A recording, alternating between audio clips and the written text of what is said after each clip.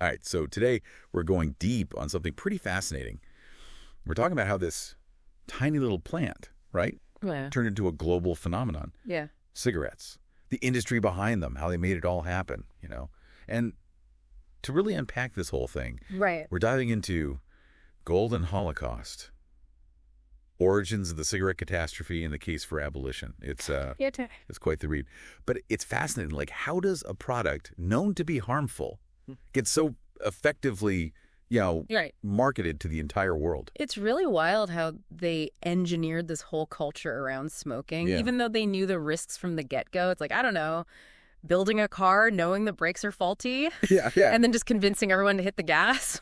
and one of the biggest, I guess, accelerators in this whole thing was mass production. I mean, we went from these hand-rolled cigarettes to machines pumping out like 20,000 cigarettes per minute. Can you imagine? 20,000 a minute. That's insane. It's mind-blowing. No wonder they're everywhere even today. Exactly. It's everywhere you look. But the real kicker is that this whole technological leap happened at the same time they were downplaying the health risks. That's true. Like, they knew, but they buried it. They perfected this image of the cigarette as this sleek, modern thing while hiding the ticking time bomb inside.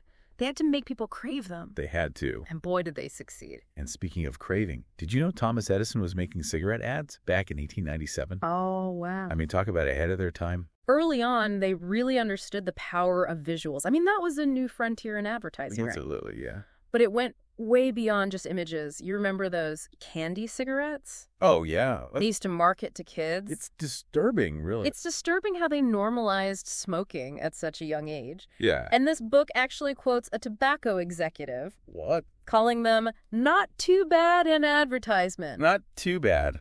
That's chilling. It is. It's a chilling example of their tactics. And they didn't just target kids, they infiltrated social movements, too. Oh, yeah. The way they co-opted the women's liberation movement. Right. It's a perfect example marketing Virginia Slims as symbols of freedom. And it worked. It did. It's incredible. They positioned cigarettes right alongside female empowerment. They even sponsored events like women's tennis. All of a sudden, lighting up was like this act of rebellion. Yeah, like breaking free from societal norms. Exactly. You've got to hand it to them. Their strategy was impressive, even if morally, Right. bankrupt. It's scary how easily our perception can be shaped, right? It really is. And it didn't stop there. No. They embedded cigarettes everywhere. Movies, TV shows, you name it. Product placement. But not just any product placement. We're talking blatant in-your-face placements. Oh, yeah. Remember that iconic scene in Superman 2? He bursts through a massive Marlboro billboard. Oh, wow. Yeah. Or how about this? It's a little less obvious, but maybe even more effective.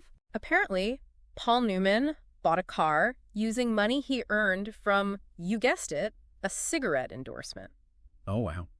It's amazing how these images, even small ones, stick with you. They really do. It's that cumulative effect of all that subliminal messaging. Exactly. It makes smoking seem normal, glamorous even. It makes it seem like, hey, everyone's doing it. Right. But what's truly disturbing is how they actively work to undermine the science that exposed their product. Oh, yeah. And they didn't just stay silent, they went on the offensive. This is where it gets really, really dark. Oh, yeah. They launched this whole campaign to manufacture doubt about the health risks. A full-blown campaign, and they were good at it. They poured money into what they called lightning rod research.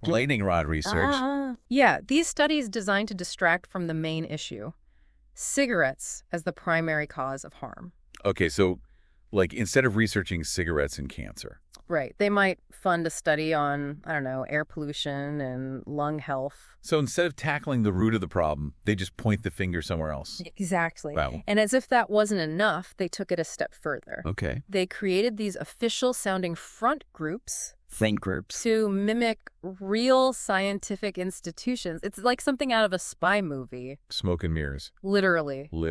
So tell me about these front groups, because to create a whole fake scientific organization just to confuse everybody, I mean, that takes a lot of work. It does. One of the most well-known was the Council for Tobacco Research.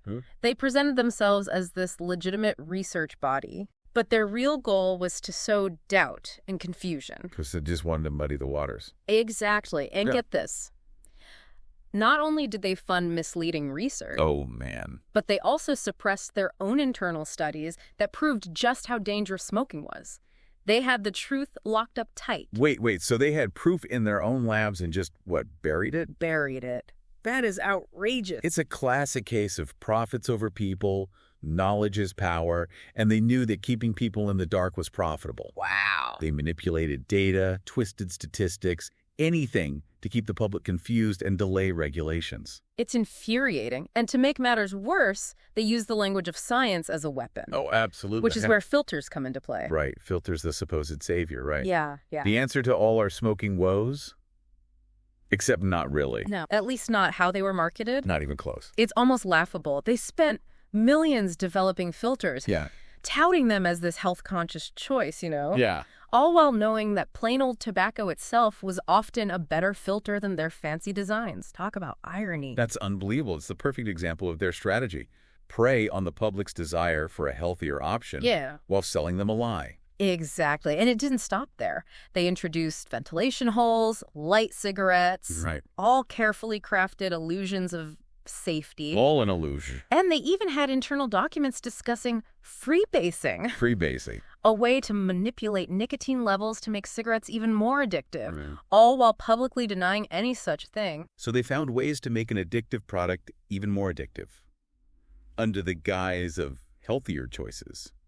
It's mind-blowing how they pull that off for so long. And sadly, this manipulation, it continues to impact the world today. It does, yeah. While many developed countries have seen a decline in smoking rates, places like China and India are facing a whole new wave of smokers. A whole new market. And it's no coincidence. They specifically targeted these new markets, taking advantage of cultural norms and economic disparities to hook a whole new generation. It's shocking, isn't it? Like, how did they keep this smokescreen up for so long? Yeah. You'd think, with all the evidence kind of stacking up against them, the truth would have come out sooner. It's a great question. And, what's really fascinating is that the industry had some powerful allies in this fight. Yeah. And I'm not talking about other corporations or anything like that. How are you? I'm talking about the very nature of science itself. Okay, now that's interesting. How could science be their ally? Well, think about it. Science thrives on nuance, on caution, Right. Scientists are always careful to say, more research is needed, or we can't definitively prove causation. Right. And the industry, they exploited that inherent uncertainty. So they just use that we need more research argument to their advantage. Oh, yeah. It sounds like they were really good at, twisting things around. They were masters at it. They'd take those notes of caution from scientists and amplify them. Right. Turn them into, weapons of mass confusion. Wow.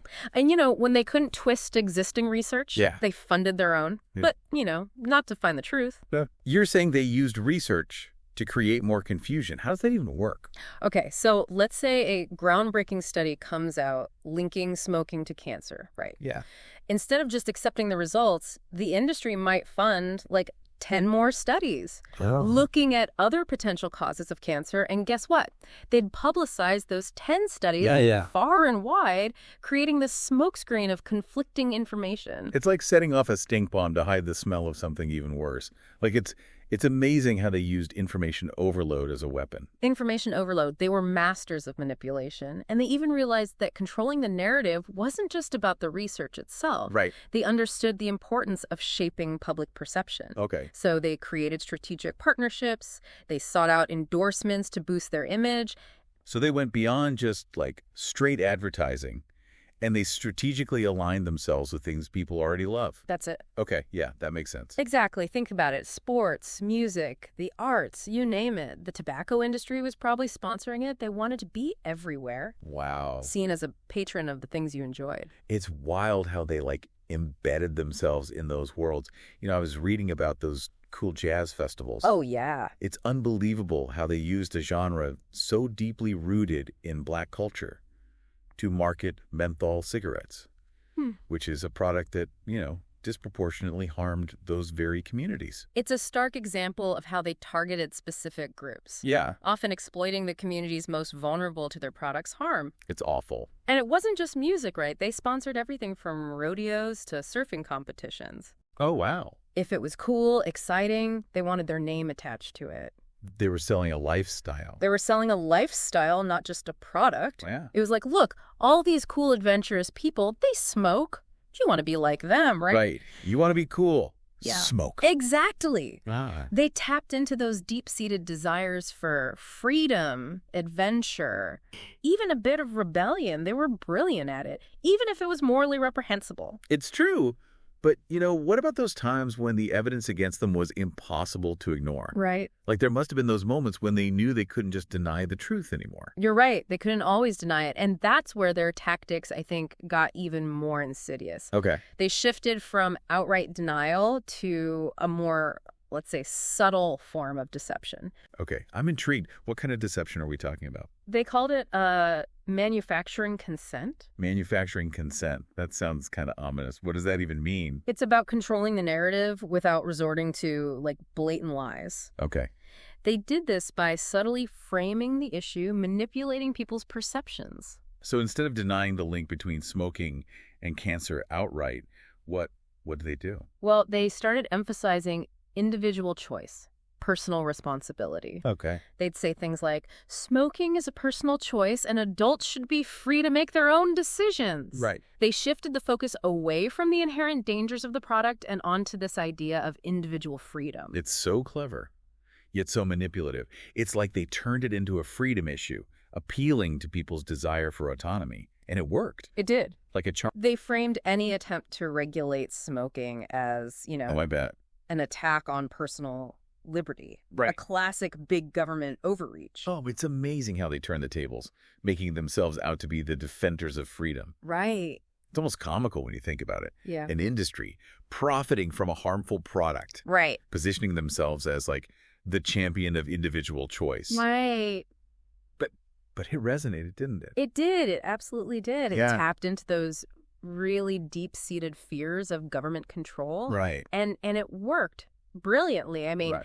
this tactic delayed meaningful regulations for years, Well, yeah. allowing the industry to keep raking in profits while people suffered. It's awful. It's a stark reminder of how easily our anxieties can be exploited, even when it comes at the expense of our health, Absolutely. But there's another layer to this deception that I don't think we've really touched on yet, Okay. which is their exploitation of science.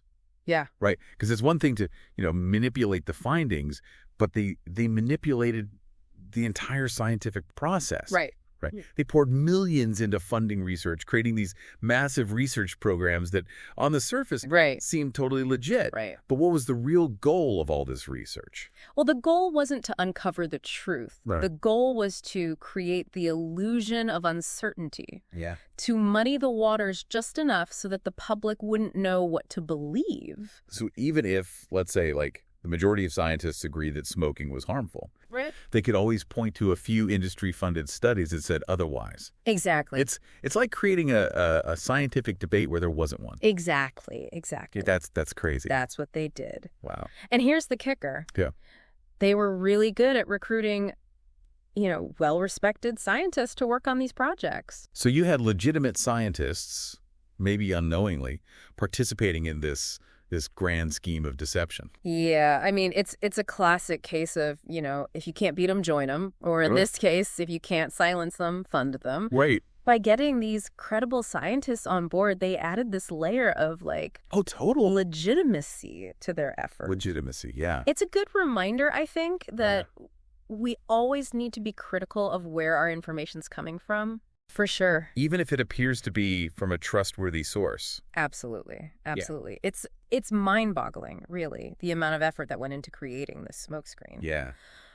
But it makes me think about all the other ways that they normalize smoking, right? It wasn't just about the advertising and the science. Right. It was about weaving it into the fabric of society. Yeah. Making it seem not just normal, but desirable. Totally. Think about, how many movies, I know, right? TV shows, Yeah. even songs, Yeah. feature characters smoking. For decades, smoking was just the epitome of cool. Right.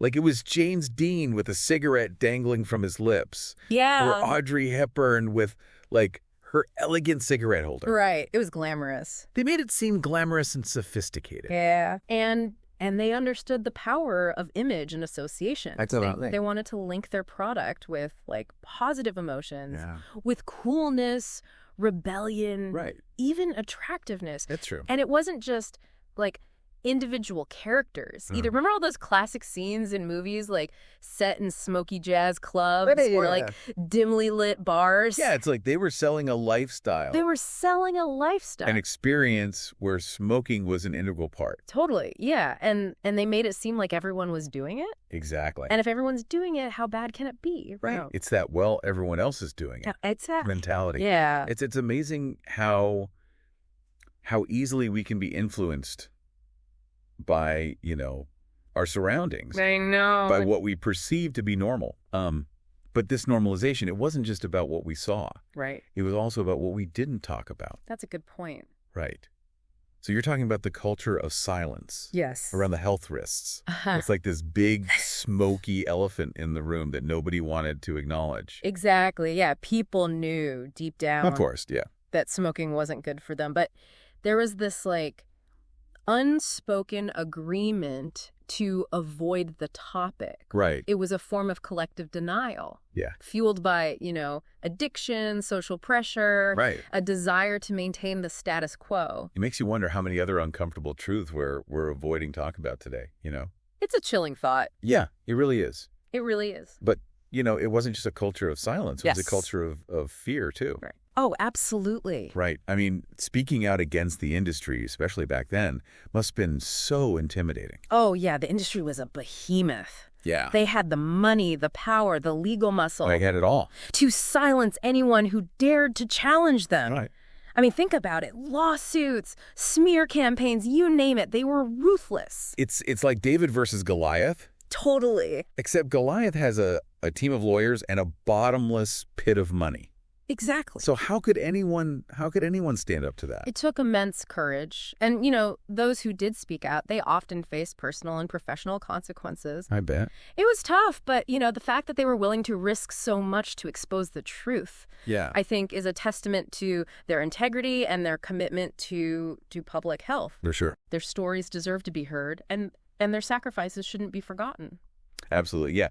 It's easy to feel, I think, overwhelmed by the scale of the deception. Sure. But it's important to remember that every voice of truth, it does make a difference. It does. And that's really the message I want to leave our listeners with today. Yeah. This deep dive into the cigarette catastrophe, I mean, it's been a wild ride, hasn't it? It has. We've gone from, like, the factory floor to Hollywood. Right. From science labs to, like, smoky back rooms. Sure. And along the way, I feel like we've uncovered this web of deception that's both shocking and, sadly, all too familiar. Yeah, right. It's a pattern. It's a pattern. And what's fascinating is that, these tactics that we've been talking about, they weren't unique to big tobacco. Yeah. We see them everywhere today, right? Everywhere.